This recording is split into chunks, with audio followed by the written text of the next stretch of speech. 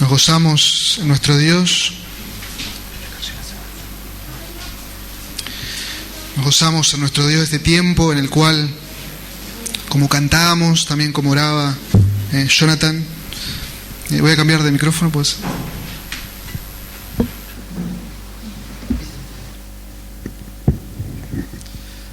También como oraba Jonathan. Nos gozamos en nuestro Dios, en el Dios todopoderoso, en el Dios creador, en el Dios sustentador, en el Dios que todo lo sabe, que todo lo puede, que todo lo conoce, que sabe lo más profundo de tu corazón, que sabe cómo estás hoy, que sabe también cómo estarás mañana. Él sabe todo. Y poder cantar de la grandeza de nuestro Dios y decir: Señor, tú eres grande, tú eres grande.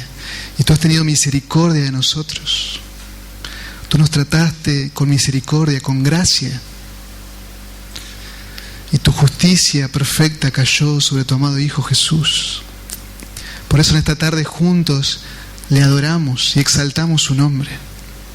Y ha sido un gozo. Agustín, Jorge, gracias por su ministerio. Si les invito a abrir la palabra de nuestro Dios en la primera carta del apóstol Pablo a los tesalonicenses. Y hemos estado viendo todo el capítulo 1. Y ahora vamos a comenzar con el capítulo 2, con la ayuda de nuestro Dios. La serie que titulamos es Una iglesia creciente. La iglesia de Tesalónica no era una iglesia perfecta. En este mundo no hay iglesias perfectas, pero hay iglesias sanas, iglesias del Señor Jesucristo, iglesias que crecen, iglesias que se gozan en el Señor, que se gozan en su palabra. Pero también hay iglesias que se llaman iglesias de Cristo, pero que realmente no lo son, donde el Señor está desplazado, donde la palabra de Dios es secundaria, donde el evangelio no tiene lugar, sino que hay lugar a un evangelio diferente, distorsionado.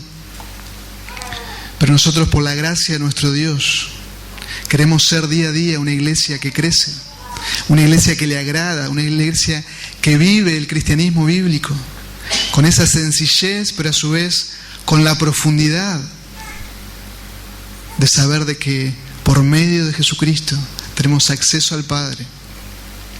Por medio de Él le adoramos, le servimos. Por medio de Él hemos pasado de muerte a vida. Y así era la amada iglesia de los tesalonicenses, una iglesia creciente. Si hemos tenido la bendición de estar viendo el capítulo 1 y ser exhortados por el Señor a través de esta carta del apóstol Pablo, ustedes recordarán que el apóstol Pablo ya está en la ciudad de Corinto predicando el evangelio, en el cual estuvo por 1 año y medio en esa ciudad. Y desde ese lugar él recibe las buenas nuevas de Timoteo, a quien había enviado a la ciudad de Tesalónica para ver cómo estaba esta iglesia, para ver si estaban creciendo. Y recibe las buenas noticias de Timoteo. Y él se goza, y ya hemos visto el capítulo 1, cómo el apóstol se goza de las evidencias de una iglesia creciente. Y le escribe a esta joven iglesia que daba evidencias claras de que ellos eran elegidos por Dios, de que ellos eran amados por Dios, de que ellos eran la iglesia de Jesucristo en esa ciudad. Había frutos dignos de arrepentimiento. Ellos se habían vuelto de los ídolos falsos, de los ídolos muertos, de los ídolos demoníacos. ¿A quién? Al Dios vivo y verdadero, al cual ahora servían con gran alegría. La iglesia creciente evidenciaba frutos, abundaba en fe, en amor y en esperanza. Qué bendición, hermanos, poder estudiar esta carta. Qué bendición poder gozarnos y poder ir juntos a la palabra de Dios y poder examinar nuestro corazón y poder examinarnos como iglesia y crecer para la gloria del Señor. Pero a partir del capítulo 2 el apóstol comienza a hablar de su vida, de su ministerio, de su integridad. Y a lo largo de todo el ministerio de Pablo se ve obligado en diferentes situaciones a defender su apostolado, a defender su ministerio. No porque él quisiera centrar la mirada en él, ni centrar la mirada en el servicio, para él vanagloriarse, sino porque Pablo sabía que al desacreditar su ministerio, al desacreditar su persona, el evangelio era desacreditado. Dios, el todopoderoso Dios que lo había colocado en el apostolado, iba a ser desacreditado también. Por eso él, en las cartas, él presenta defensa de su apostolado, que él no eligió ser apóstol, sino que Dios lo eligió para ser apóstol de Jesucristo, para ser enviado entre los gentiles. Pablo sabía que si alguien manchaba su vida, sus palabras, su predicación no tendrían el mismo valor. Y ustedes han visto seguramente en algunos negocios que dice con manchas a mitad de precio, y seguramente hemos comprado alguna zapatilla, alguna remera que tiene alguna manchita y ya tiene mitad de precio por esa simple manchita. El apóstol sabía que si su vida no estaba andando correctamente en integridad, si alguien decía mentiras acerca de él, de su apostolado, todo el evangelio que le estaba anunciando y predicando no iba a ser oído. Si Pablo era despreciado, sus enseñanzas serían vanas y sin sentido. La doctrina, las verdades de Dios, el evangelio sería cuestionado. Si cuando él llegaba a una nueva ciudad pensaban, viene aquel charlatán, viene aquel que nos quiere engañar. Por eso él se vio obligado a defender una y otra vez su ministerio. Los falsos maestros abundaban como abundan hoy en día. Y la palabra de Dios nos dice claramente y nos advierte sobre esta realidad. Y una de las maneras que tenían los falsos maestros era introducir mentiras acerca de Pablo, acerca de Pedro y de otros siervos del Señor y de todo el equipo del ministerio de Pablo, Silas, Timoteo. ¿Para qué? Para que ellos pudieran introducir sus mentiras, para que ellos puedan ser escuchados. Por eso el apóstol se ve obligado a escribir a partir del capítulo 2 lo que vamos a leer a continuación. Son hombres que trastornaban la fe de los hermanos. Son hombres que agregaban al evangelio la ley mosaica. Los judaizantes decían que para ser salvos no solo que había que creer en Cristo, sino que también debían circuncidarse, debían guardar todos los mandamientos y las ordenanzas de Moisés, debían cumplir y así poder llegar a ser salvos. Ellos hablaban de Cristo, pero era un Cristo con una C pequeña, con una C minúscula, era un Cristo distorsionado, era un Cristo insuficiente, porque obligaban a las personas y engañaban a que debían judaizarse, debían seguir los ritos para llegar a salvarse. Y así es hoy en día. Así es hoy en día. Los enemigos de la cruz de Cristo presentan a un Cristo distorsionado. Presentan a un Cristo que no es suficiente. Presentan las Escrituras como algo infalible y que contiene errores. Y así estamos hoy en día. Y así está nuestra ciudad, hermanos. Nuestra ciudad. Hay falsos maestros que predican un evangelio diferente. En estas últimas décadas surgen movimientos como la palabra de fe, que yo por declarar algo lo voy a obtener. También el evangelio de la prosperidad, que engaña a las personas y la preparan para el día de hoy, pero no para el mañana. Y engañan a las personas y hacen de Cristo un superhéroe que les da lo que ellos quieren. Ese no es el Cristo glorioso. Ese no es el Cristo que la Biblia nos enseña. No es el Cristo que tiene toda autoridad. Y así presentan estos falsos maestros. Pero a su vez, de distorsionar a Cristo, estos falsos maestros se elevan a una categoría de semidioses. Ellos son los intocables. Ellos son los ungidos del Señor. Ellos tienen nueva revelación. Ellos están más cerca de Dios y le hacen creer a las masas de que ellos tienen palabra fresca. Palabra fresca. Cuánto engaño. Pero esto no es algo nuevo. El apóstol Pablo les dice en la carta a los Filipenses: cuídense de esos perros. Los perros en aquella época no son como es ahora, que los tenemos como mascota. Los perros si en aquella época eran perros salvajes, los perros eran totalmente despreciables, eran carroñeros. Incluso había jaurías terribles de perros que atacaban a las familias de noche. Tenemos una idea distorsionada de por qué Pablo se dirige a estos hombres de esta manera. Cuídense de estos perros, cuídense de los judaizantes, cuídense de estas personas que son enemigas de la cruz de Cristo. También los perros, los judíos les llamaban a los gentiles. Y ahora Pablo, el apóstol Pablo, les dice a los falsos maestros, como los falsos maestros decían de los gentiles. Realmente ellos eran los perros, los falsos maestros que engañaban. Cuídense de los malos obreros, cuídense de la falsa circuncisión. Porque nosotros, dice el apóstol, somos la verdadera circuncisión. Nosotros somos lo que hemos purificado nuestra vida en el Señor Jesucristo y que ahora adoramos a Dios en espíritu y nos gloriamos en Cristo Jesús, no poniendo la confianza en la carne.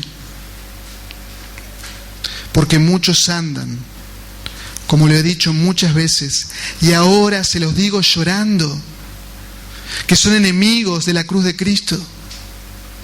Son enemigos de la cruz de Cristo, pisotean a Cristo y su obra perfecta. Así son los falsos maestros. Son hombres malvados. Y no eran unos pocos. Si leemos el libro de los Hechos, vamos a ver que en el capítulo 15 se tuvo que realizar un concilio en Jerusalén, donde Pablo y Bernabé tuvieron que ir a la iglesia de Jerusalén, a la primera iglesia, para tratar el tema. Nada más ni nada menos. Si la salvación era solo por gracia, era solo por fe en Jesucristo, o debía agregarse la circuncisión. Imagínense a qué punto y a qué grado estos falsos maestros abundaban.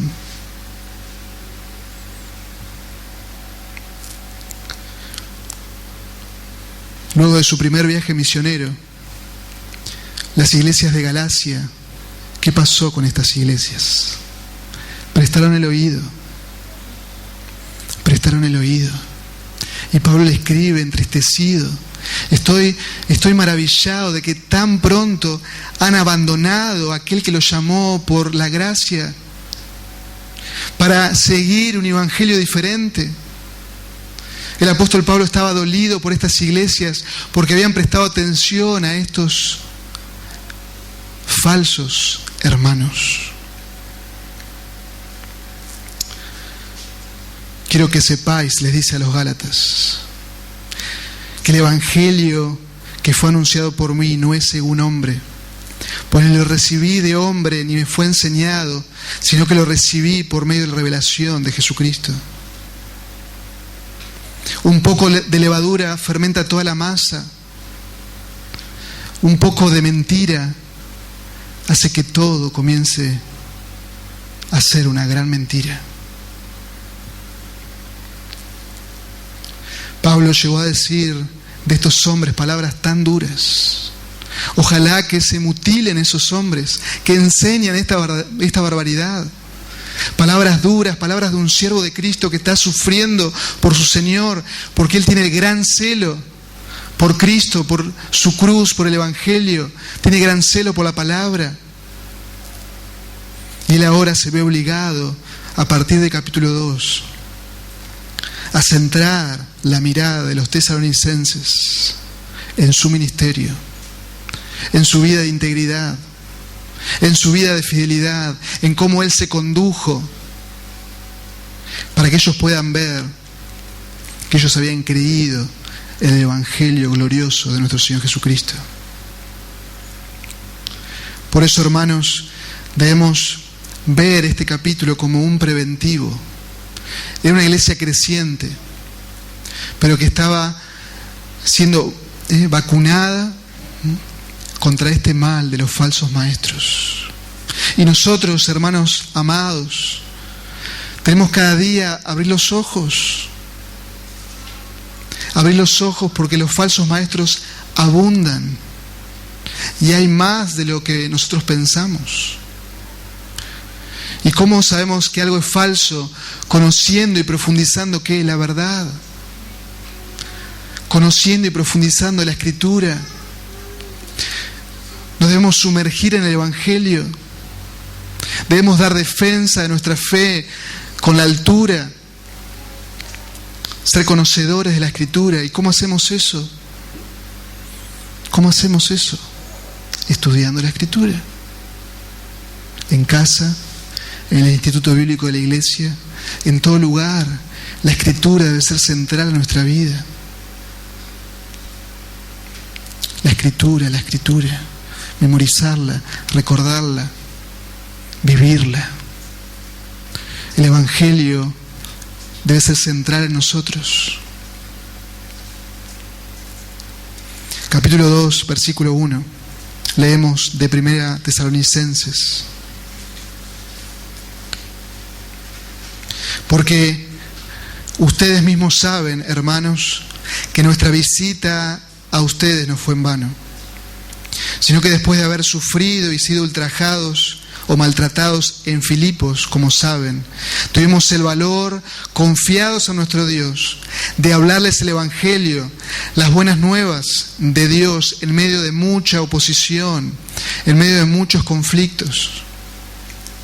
Pues nuestra exhortación no procede de error, ni de impureza, ni es con engaño,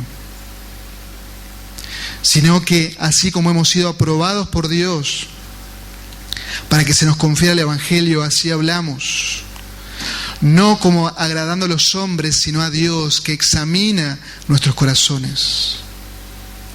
Porque como saben, nunca fuimos a ustedes con palabras lisonjeras, ni con pretexto para sacar provecho. Dios es testigo. Versículo 6.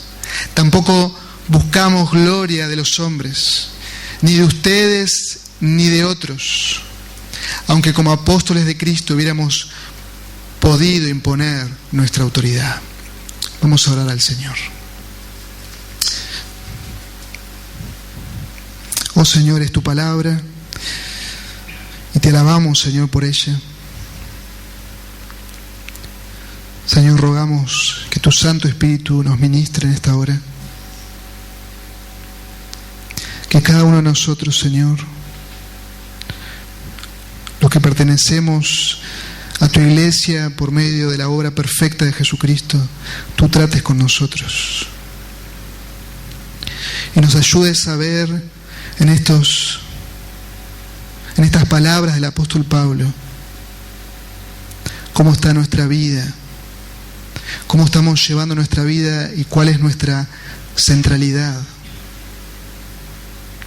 Si estamos centrados en ti o estamos centrados en otras cosas.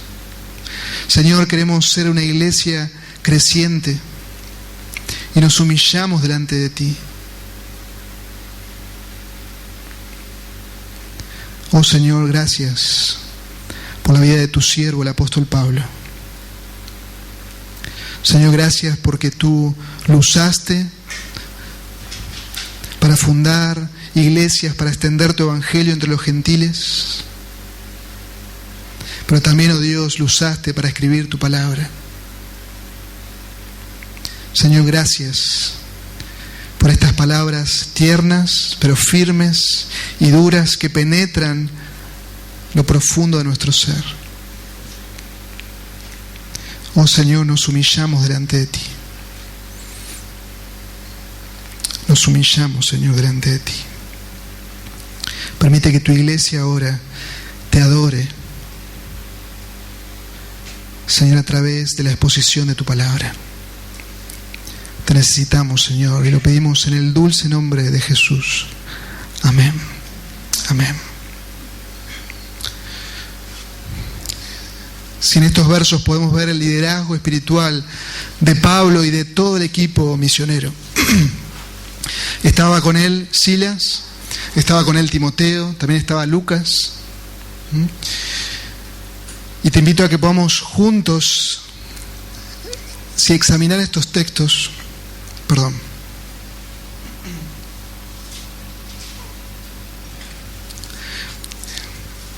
Así que podamos examinar si estos textos y ver si estamos viviendo acorde a nuestro llamado, acorde a lo que realmente somos. Somos discípulos del Señor.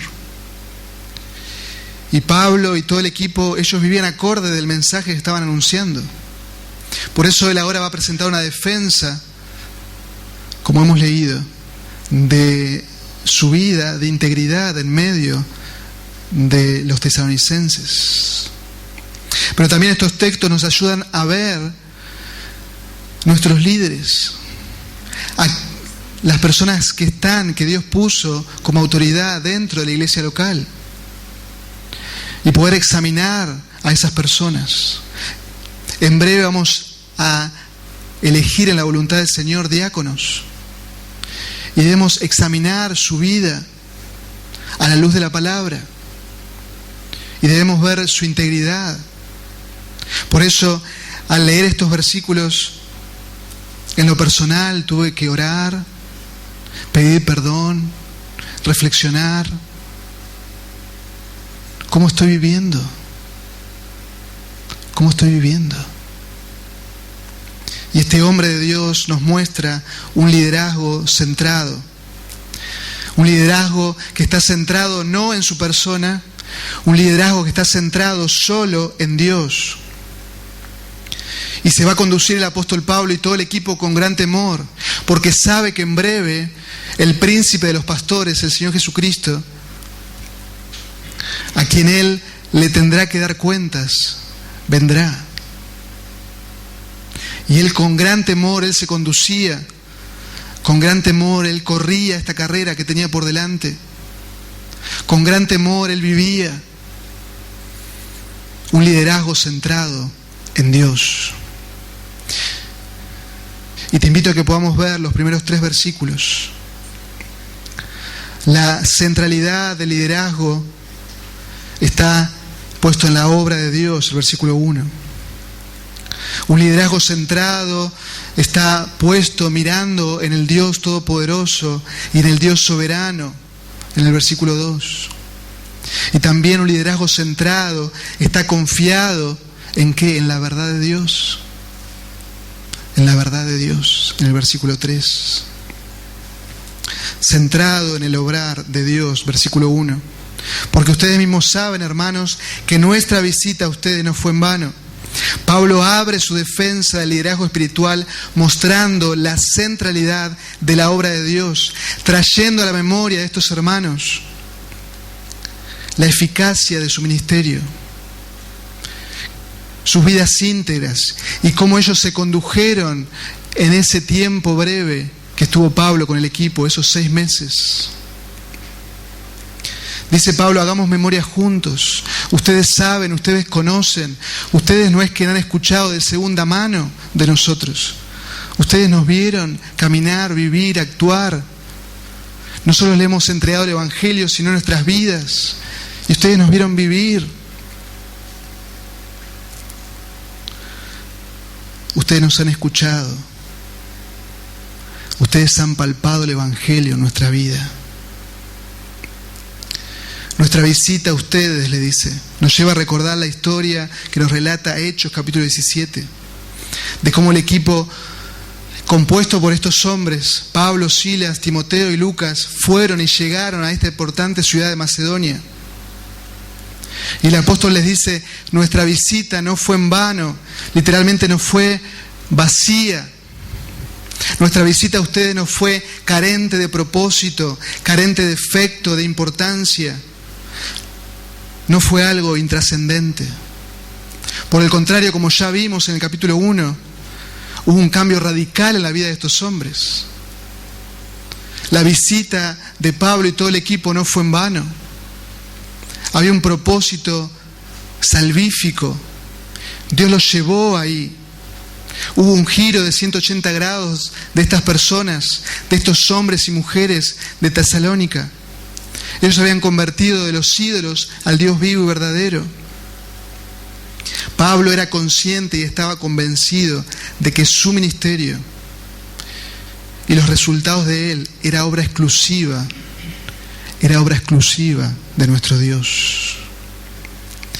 El poder de nuestro Dios llamando a estos hombres para esta tarea de llevar el Evangelio entre los gentiles, guiándoles a llegar a Macedonia. Y ustedes recordarán, y lo pueden leer en casa, en Hechos capítulo 16, cómo emprenden el segundo viaje misionero. Y nos llama la atención el texto del versículo 6 al 10. Nos dice que el Espíritu Santo les impidió hablar la palabra en Asia. Imagínense, este equipo sale a hablar el Evangelio, a anunciar a los gentiles, y el mismo Espíritu le dice, no, por aquí no. Imagínense el shock para estos hombres. Luego, por medio de una visión, el apóstol ve claramente que debe ir a Macedonia.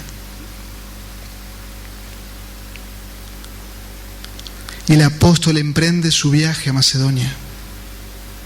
El soberano Dios orquestó absolutamente todo. No hay nada de azar acá.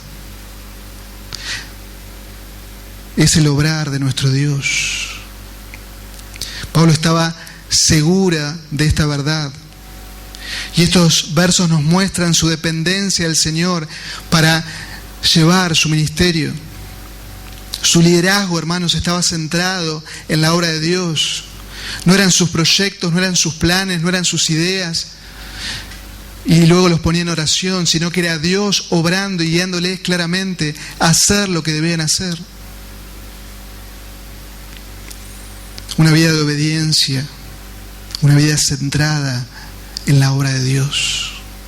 Y así debemos vivir nosotros, hermanos, centrados en la obra de Dios, comprendiendo que estamos en los últimos tiempos, comprendiendo que nuestra vida se pasa muy rápido, comprendiendo que no debemos perder el tiempo en cosas vanas, comprendiendo que lo preeminente es Dios, es su obra, y así debemos vivir nosotros, con esa urgencia.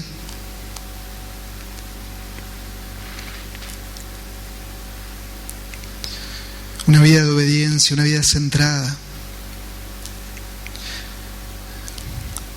Muchas veces cuando obedecemos, nos vemos los frutos de manera inmediata. Y estaba leyendo una historia de un hombre de una iglesia pequeña. Era un estudioso de la Biblia, pero no era un predicador, era alguien sencillo, pero fiel, obediente, dispuesto a toda buena obra. Y un domingo, frente a una gran tormenta de nieve, él tomó sus cosas, enfrentó la tormenta y fue a la iglesia con su Biblia, dispuesto a servir en la iglesia, dispuesto a hablar o dispuesto a estar sentado, pero él estaba obedeciendo al Señor de ir y congregarse. Unos pocos hermanos llegaron a esa pequeña iglesia. 10, 15 personas. Pero también llegó un jovencito nuevo, un joven de 15 años. Este hombre dispuesto a toda buena obra veía que el pastor no llegaba. Luego él se entera que el pastor estuvo enfermo y que no podía llegar. Pero frente a la reunión que estaba por comenzar, ¿qué hago? Y él tomó su palabra, la palabra de Dios, en Isaías 45:22. Y leyó: mirad a mí y sed salvos. Y comenzó a enseñar sencillamente, sin muchas palabras. Ese día Dios llamó a la salvación a Charles Spurgeon, a ese jovencito de 15 años que había llegado con ese deseo de saber de Dios. Nuestro trabajo, hermanos, no es en vano. Y este hombre sencillo que no era pastor fue fiel y hizo lo que tenía que hacer: hablar de Dios, hablar de su Señor, hablar de cómo llegar a ser salvos por medio de Jesucristo. Y Dios usó esa sencillez, pero esa profundidad grandiosa y gloriosa del Evangelio de Jesucristo, y transformó a ese jovencito en el gran predicador que conocemos. Nuestro trabajo no es en vano. Las horas que vos pasás estudiando la palabra no es en vano. Cuando vos preparás la lección para los niños no es en vano. Cuando vos te sentás a discipular a alguien no es en vano. Cuando Len se está juntando los lunes a orar con las hermanas no es en vano. Los miércoles que nos juntamos aquí a orar como iglesia no es en vano. Una vida centrada en la obra de Dios. Y Pablo sabía que su visita no había sido sin propósito, porque él confiaba en el Señor. Él fue guiado por el Señor. Y nos lleva al siguiente punto: centrado en el todopoderoso y soberano Dios. Versículo 2: sino que después de haber sufrido y siendo maltratados, siendo ultrajados en Filipos, como saben, tuvimos el valor, confiados a nuestro Dios, de hablarles el Evangelio, las buenas nuevas de Dios en medio de mucha oposición. Tanto Pablo como el resto del equipo tenían plena confianza en el poder de Dios. Ellos descansaban en la soberanía de Dios. Estaban seguros, estaban confiados, tranquilos de que Dios los había enviado a ese lugar, de que Dios los iba a cuidar, de que Dios los iba a sostener, de que Él cumpliría cada una de sus promesas, de que Dios les daría la fortaleza y el gozo en medio de gran oposición. Esta confianza, esta dependencia, esta centralidad a este equipo le daba la audacia, le daba el valor, la valentía, la tenacidad de poder anunciar fielmente el Evangelio en medio de gran oposición. Eran hombres de todo terreno que estaban dispuestos a presentar el Evangelio incluso a precio de su muerte. El versículo 2 nos dice y menciona la ciudad de Filipos. La ciudad de Filipos es la primera ciudad de Macedonia. ¿Y qué les aconteció en esta primera ciudad de Macedonia? En Hechos capítulo 16 ustedes pueden leer cómo Dios estaba obrando en una mujer llamada Lidia, vendedora de púrpura, y que Dios abrió sus oídos para que estuviera atenta a las palabras del apóstol Pablo. Y vemos el primer fruto de Macedonia, Lidia. Y toda su familia conoció a Jesucristo como su Señor y Salvador. Pero luego, ¿qué pasó? ¿Qué pasó y qué es lo que Pablo menciona? Dice Hechos 16:16: y sucedió que mientras íbamos al lugar de la oración, nos salió al encuentro una muchacha esclava que tenía un espíritu de adivinación, un espíritu inmundo, la cual daba grandes ganancias a sus amos adivinando. Y ésta, siguiendo a Pablo y a nosotros, gritaba diciendo: estos son siervos del Dios Altísimo, quienes os proclaman el camino de salvación. Y esto lo hacía por muchos días. Imagínense, el apóstol Pablo y todo el equipo tenían a esta muchacha que cada vez que los veía anunciaba. Es como que le daban la bienvenida, ¿no? Pero había algo en el apóstol que no le cerraba de esta situación. El Señor Jesús también pasó por lo mismo. Pero el Señor Jesús, recuerdan que rápidamente reprendía a los espíritus. El Señor Dios Todopoderoso no necesita ninguna propaganda de alguien que es totalmente mentiroso, como un espíritu inmundo. Ninguna propaganda. Por eso había algo que no le cerraba al apóstol Pablo. Y dice que después de muchos días, ¿qué pasó? Mas desagradando esto a Pablo, se volvió y dijo al espíritu: te ordeno en el nombre del Señor Jesucristo que salgas de ella. Y salió en aquel mismo momento.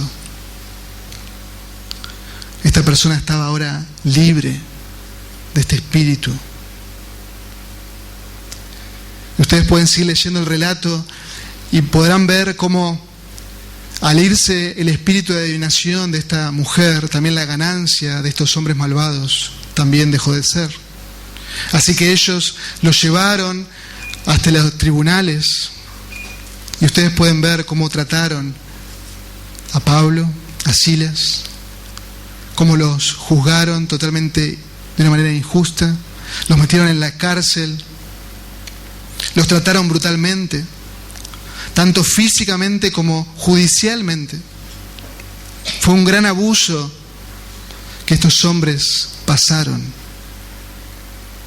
Las dos palabras que Pablo usa en el versículo 2 de Tesalonicenses, habiendo padecido y siendo ultrajados, un gran sufrimiento, maltratos, nos hablan del maltrato físico, de la violencia que ejercieron sobre ellos, pero por otro lado nos hablan de la vergüenza pública, del abuso legal.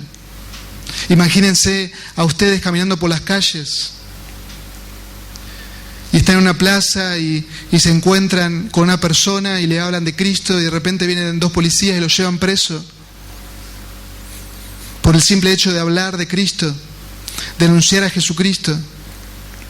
Fue un gran abuso, no hubo ningún juez que lo juzgara, nada, a la cárcel y a la peor cárcel. Ellos no habían cometido ningún crimen. Esta manera de tratar a estos hombres era parte de la humillación, del descrédito por la vida de ellos. Pero ¿qué hizo Pablo y Silas? ¿Qué nos dice en Hechos 16? En la oscuridad de la cárcel, en el silencio de la noche, ocurrió un milagro. Ellos cantaban himnos. Ellos se gozaban en el Señor. Estaban sufriendo por causa de Cristo. Se gozaban en su Señor, en su Dios. Y ellos confiaban en el Todopoderoso, ellos confiaban en el soberano Dios, confiaban en el que Dios que los guió a Macedonia también estaba al control. Ellos confiaban que Dios no estaba dormido, que Dios no se había descuidado, que Dios no había dicho: uy, me olvidé de Pablo, ¿qué pasó? ¿Está preso ahora? No, nuestro Dios es soberano, nuestro Dios es todopoderoso, Él está al control de todo. Y Él ve el marco de manera completa, la historia, la orquesta Él. Ese es nuestro Dios, en quien confiamos, en quien descansamos y en quien Pablo y Silas descansaban. Su liderazgo estaba centrado en el todopoderoso Dios, en el Dios soberano. Y ustedes saben cómo terminó la historia. Ese lugar tembló, los cimientos se movieron, Como escuchamos hace un tiempo atrás el mensaje del pastor Dardo, hubo una serie de milagros maravillosos. El terremoto, nadie resultó herido, todos los presos estaban ahí. Pero el mayor milagro fue el del carcelero. ¿Qué debo hacer para ser salvo? Varones, ¿qué debo hacer? Cree en el Señor Jesucristo y serás salvo tú y tu casa. Otro fruto más de ahí, de la ciudad de Filipos. Pablo y el equipo confiaban en el todopoderoso y soberano Dios. Y ellos ahora habían ido a Tesalónica, a esta segunda ciudad de Macedonia. En la palabra original nos habla, cuando dice muchos conflictos, la palabra es agón, donde se deriva la palabra agonía, que nos ilustra bien lo que estaban pasando estos hombres. Ellos sabían que al ir a Tesalónica iban a seguir agonizando, iba a seguir habiendo muchos conflictos. Y cuando la Biblia habla de muchos, eran muchos. El líder bíblico sabe su debilidad, sabe su fragilidad, pero sabe también y conoce que está descansando en el Dios Todopoderoso, en el Dios soberano, en el Dios que orquesta todo. Nos podemos imaginar a Pablo, a Silas, a Timoteo y Lucas en una pequeña reunión. Si iban a Tesalónica o se quedaban en Filipos. La primera ciudad de Macedonia, Pablo, fue terrible, estuvimos presos, casi nos matan, tenemos 39 azotes encima.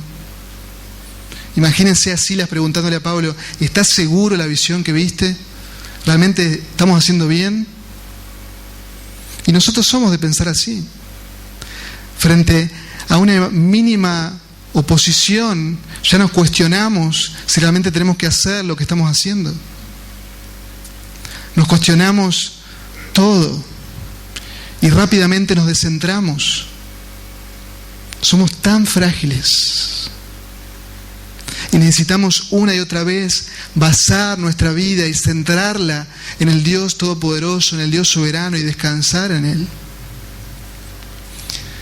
Si una de las tantas cosas que aprendí y que Dios me enseñó a través de Maya Abril, cuando la tengo en los brazos, es tan frágil, tan necesitada de todo, de ropa, de alimento, de que alguien la bañe, de que alguien la vista, de que alguien esté atento de los insectos, tan frágil.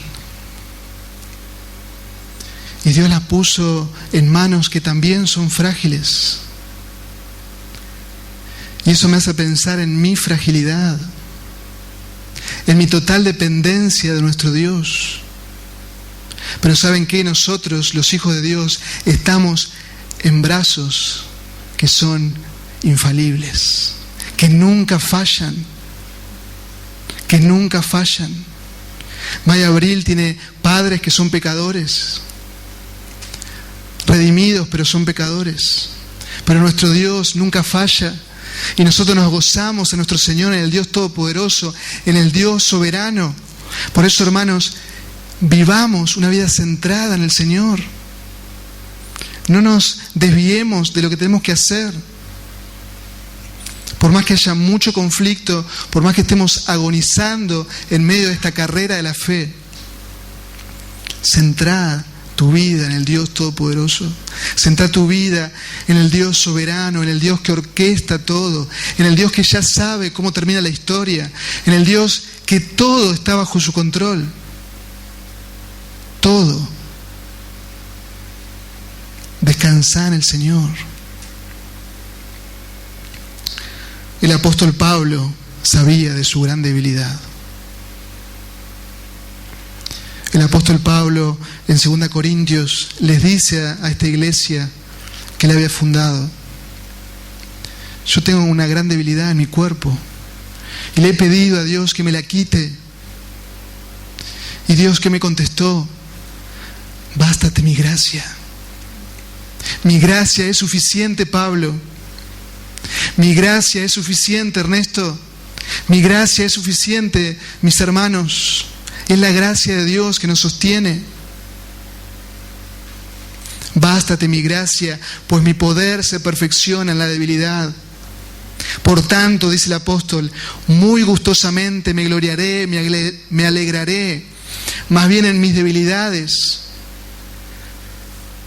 para que el poder de Cristo more en mí. Por eso me complazco en las debilidades, en insultos, en privaciones, en persecuciones, en angustias, por amor a Cristo. Porque cuando soy débil, entonces soy fuerte. Gloria a nuestro Dios, el Dios Todopoderoso. Viví una vida centrada, vivamos una vida centrada en el Dios Todopoderoso, en el soberano Dios. Por último, versículo 3, un liderazgo bíblico está centrado en la verdad de Dios. Dice así: pues nuestra exhortación no procede de error ni de impureza, ni es con engaño. Pablo confiaba en el poder de Dios, Pablo confiaba en la soberanía de Dios. ¿Por qué? Porque confiaba en la verdad de Dios, en lo que Dios había revelado de sí mismo. Todo este equipo que Dios levantó para su gloria y para extender el reino entre los gentiles tenía una plena confianza y un compromiso genuino ¿con qué? Con la verdad de Dios.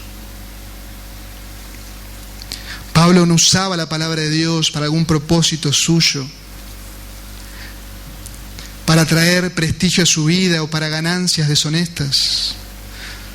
Todo lo contrario, él procuraba siempre trazar bien la Escritura, ser un obrero aprobado, el cual no se avergüenza. No se avergüenza, ¿por qué? Porque usó bien la palabra de verdad. El apóstol sabía que la buena teología liquida el error. El apóstol sabía que la sana doctrina es el mayor antídoto para los ataques de los falsos maestros. Los enemigos de la cruz de Cristo tratan de perseguirnos. Y cuando no lo logran, trata de ensuciar nuestra vida para que nuestro mensaje no sea escuchado. Tratan de desacreditar el ministerio, poner en duda a los oyentes. Y es por eso que Pablo ve necesario, inspirado por el Espíritu Santo, defender su integridad y defender la integridad de todo el equipo misionero. Ellos tenían un real compromiso con la palabra de Dios, tanto en proclamarla como también en vivirla. El liderazgo bíblico está centrado en la verdad de Dios. Y Pablo dice: nuestra exhortación no procede de error. Nuestra exhortación, nuestro llamado, nuestra imploración, nuestro ruego urgente de que el juicio de Dios se avecina, no procede de error. Y los lectores originales, la iglesia amada de Tesalónica, veía la urgencia, pero también veía la franqueza de la predicación de estos hombres. Pablo y el equipo misionero no se desviaban de la verdad. Su vida estaba centrada en la verdad. No usaban la verdad según les convenía a ellos. No hacían uso de la verdad para manipularlos. No hacían uso de la verdad para su propio negocio. Ellos no operaban según sus propias normas, sino según la norma de la palabra de Dios. Pablo les asegura que no hay enseñanza falsa. Pablo les asegura de que no hay vidas falsas. Pablo les asegura de que no hay ningún tipo de error. Ningún tipo de error. Nuestra exhortación no vino de ningún error. Los judaizantes decían que Pablo no estaba enseñando lo correcto. Decían que Pablo era un hereje. Decían que Pablo ignoraba el Antiguo Testamento. Pablo una y otra vez se ve en la necesidad de defender su ministerio y también de defender y poner toda su currículum en la mesa. El apóstol Pablo había sido fariseo de una familia de fariseos. Para llegar a ser fariseo, para llegar a ser un maestro de la ley, como mínimo debía saber el Pentateuco de memoria. Y el apóstol Pablo lo sabía muy bien. El apóstol Pablo era un judío de pura cepa. Pero el apóstol Pablo sabía que toda esa chapa no le servía para nada, para ir al cielo. Y todo eso lo había tenido por basura. ¿Para qué? Para ganar a Cristo y ser hallado en Él. Pero estos judaizantes hablaban mentiras acerca del apóstol. En 2 Corintios capítulo 2, versículo 17 dice: pues no somos como muchos que comercian con la palabra de Dios, sino que con sinceridad, como de parte de Dios y delante de Dios, hablamos de Cristo. Desde el momento que Pablo se convirtió, mejor dicho, que Dios lo convirtió, lo llamó en el camino de Damasco, en Hechos capítulo 9, fue un defensor de la verdad de Dios. A tal punto que en una ocasión tuvo que confrontar al mismo apóstol Pedro, que también, por miedo a los judaizantes, estando en Antioquía, él dejó de comer con los gentiles, por miedo a esos falsos maestros. Por eso debemos prestar atención, y es muy fácil desviarnos, y el apóstol Pablo lo confronta. En Gálatas capítulo 2, versículo 11 al 21 nos habla de esa verdad y dice: pero cuando vi que no andaba con rectitud en cuanto a la verdad del Evangelio, dije a Pedro delante de todos, dice Pablo, y lo confrontó. Una vida centrada en la verdad de Dios. Más adelante, ya Pablo, llegando a su fin de sus días, escribiendo a su amado hijo en la fe, Timoteo, le dice: si alguno enseña una doctrina diferente y no se conforma a las sanas palabras, las de nuestro Señor Jesucristo, a la doctrina que es conforme a la piedad, está envanecido y nada entiende, sino que tiene un interés morboso en discusiones y contiendas de palabras, de las cuales nacen envidias, pleitos, blasfemias y malas sospechas. Oh Timoteo, guarda de enseñar lo que se te ha encomendado. Evita las vanas palabrerías. Sigue el ejemplo que te he dado, sigue la sana doctrina. Vive una vida centrada en la verdad de Dios. Pablo no solo estaba comprometido con hablar y guardar la verdad, sino que también estaba comprometido en vivirla. Por eso le dice: pues nuestra exhortación no procede de error y no procede de impureza.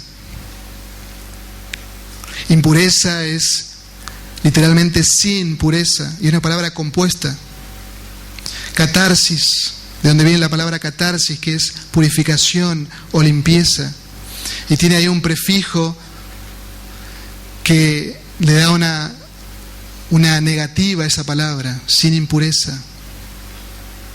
Nuestra exhortación no procede de ningún tipo de impureza. Nuestra exhortación fue con toda pureza. Podríamos pensar en diferentes tipos de impurezas, pero el contexto en el cual Pablo le escribe y en el cual se movía la religión griega era de una impureza sexual al extremo, donde los líderes falsos abusaban sexualmente para entrar en diferentes ritos, engañaban a las personas. En Efesios había 1000 prostitutas diarias que ejercían la prostitución como un rito religioso. Y Pablo se diferencia totalmente de estos falsos maestros que engañaban a las personas de todo tipo, con todo tipo de impureza. Y Pablo les dice, nuestro evangelio no llegó de esta manera. Nosotros vivimos una vida intachable, pura, santa, que agradaba a Dios, mostrando un ejemplo distinto, mostrando que el cristianismo es totalmente distinto de toda religión. Una vida santa delante de Dios.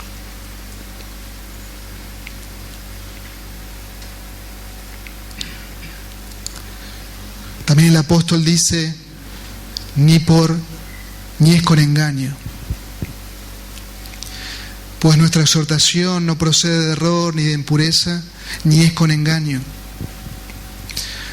La confianza y la dedicación a la verdad de Dios llevó a estos misioneros a declarar que ellos no fueran a esta ciudad de Tesalónica para engañar a la gente. Esta palabra nos habla de un anzuelo, de una trampa, de algún truco. Diferentes formas que usaban los falsos maestros para engañar a las personas. Los falsos maestros tenían esta clase de ingenio malicioso, diferentes métodos de hechicería, de magia, de actuación. Usaban el teatro para llevar a las personas al error. El apóstol Pablo le dice, nosotros no usamos nada de esas cosas que usan los charlatanes. Nosotros nos dispusimos a hablarles y a presentarles a Jesucristo y a este crucificado. Recuerdo hace unos años una película que creo que se llama Milagros Inesperados, que justamente habla de un circo religioso que había llegado a una ciudad y cómo este supuesto pastor había llegado junto con todo un equipo, con toda la tecnología, y habían puesto su carpa y engañaban a las personas. Y uno podía ver el trasfondo, como ellos por medio de intercomunicadores sabían que César hoy iba a recibir un milagro, sabían que Nico también, iban engañando y todas las demás personas estaban maravilladas. Los falsos maestros son así. No les interesa el bien del otro, les interesan sus bolsillos, su egoísmo. Y Pablo sabía que abundaban esos hombres, que engañaban a las personas. Pero por eso Pablo dice, nosotros no llegamos con ningún tipo de truco, con ningún engaño, con ningún anzuelo. No usamos la vana palabrería para traerlos a Cristo, no.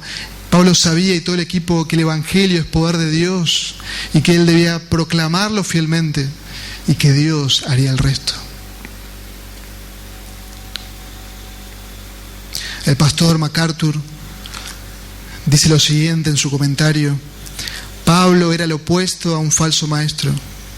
Su mensaje era la verdad, su vida era pura, su ministerio era honrado, sin hipocresía ni engaños.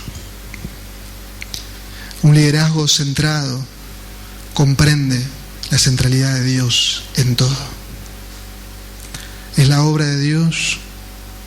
Dependemos del Dios todopoderoso y soberano y vivimos una vida centrada en la verdad de Dios. Ese es un liderazgo bíblico. Pero también, hermanos, así debe vivir una iglesia creciente. Por eso Pablo les menciona y nos dijo en el capítulo 1, como ya hemos visto, que ellos debían imitarlo como lo estaban haciendo y debían seguir sus pisadas. Seamos una iglesia creciente, tengamos una vida centrada, que todo nuestro ser exalte a Cristo. Por eso te invito en esta tarde a poder orar al Señor en la quietud del corazón. Quizás en esta tarde estás sin Cristo. Quizás en esta tarde todavía no estás viviendo una vida centrada en Dios, porque sigues abrazando tu pecado, seguís abrazando tu religiosidad. Pero en esta tarde quizás Dios te llama a la salvación. Y quizás podés hacer como hizo el carcelero de Filipos. ¿Qué debo ser para ser salvo? Creer en el Señor Jesucristo. Arrepentite de tus pecados. Arrepentite de tus pecados. Abrazá a Cristo. Él murió en la cruz. Él fue sepultado y al tercer día Dios le levantó de los muertos. Él es el Señor glorioso. Y Él tiene el poder para salvarte, para perdonarte. Él pagó el precio. Vamos a orar en la quietud del corazón, hermanos, amados.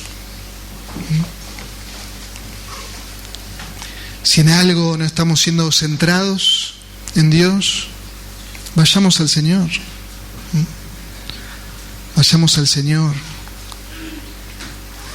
Arreglemos nuestras cuentas con Él.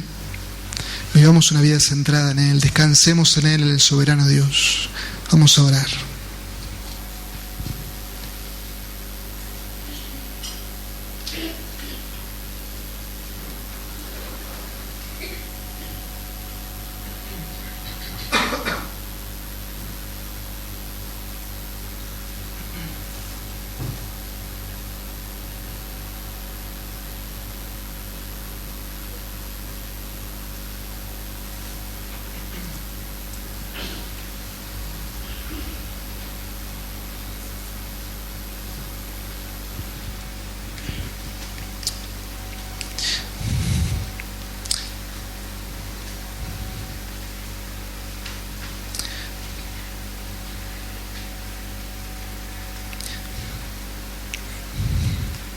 Señor y Padre, te damos gracias por esta tarde, te damos gracias por tu palabra. Señor, gracias por tu exhortación también. Y tú una vez más nos ayudas a enfocarnos en ti. Señor, somos tan frágiles, necesitamos más de ti, necesitamos más de ti. Necesitamos más de ti. Señor, queremos ser como ese ciervo que brama por las corrientes de las aguas, con esa desesperación.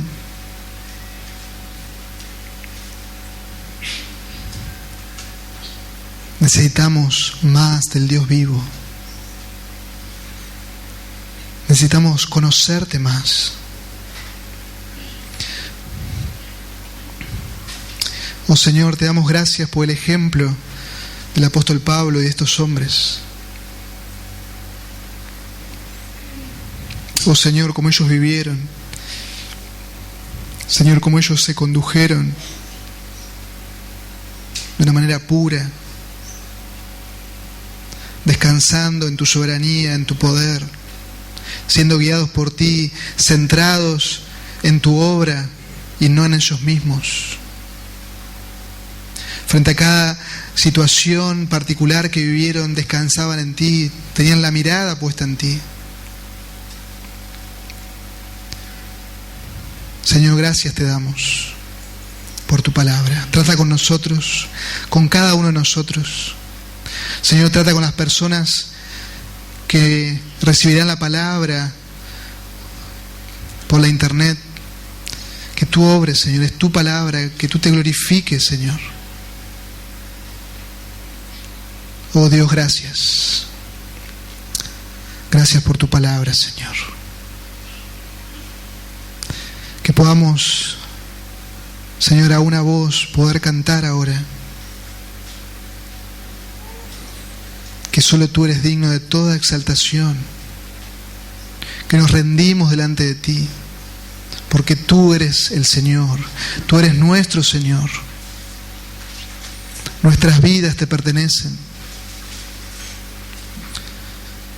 Oh Señor, clamamos a ti por un avivamiento aquí en Campana. Que tú te glorifiques, Señor, y que tú uses nuestras vidas para tu gloria, Señor. Que podamos vivir vidas íntegras. Ayúdanos, Señor, somos tan débiles. Te necesitamos, Señor. Ayúdanos a proclamar fielmente el Evangelio, a poder vivir el Evangelio, a poder profundizar el Evangelio. Ayúdanos, Señor, a conocer cada día nuestra debilidad, para descansar cada día en tu poder, Señor. Oh Dios, te lo pedimos en el dulce nombre de Jesús. Amén. Amén. Te invito a que te puedas poner de pie y vamos a cantar juntos a nuestro Dios.